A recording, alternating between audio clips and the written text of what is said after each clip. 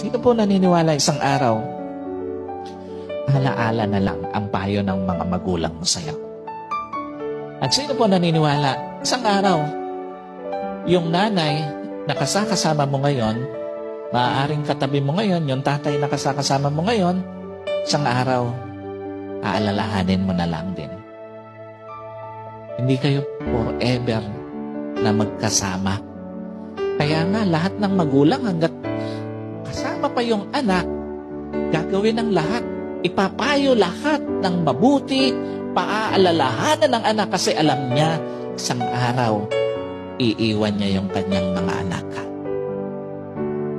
Isang araw, hindi lang payo ng mga magulang mo ang magiging alaala. Kahit magulang mo isang araw, magiging alaala na lang sa buhay mo. Kaya nga napaka mo kung may magulang ka pang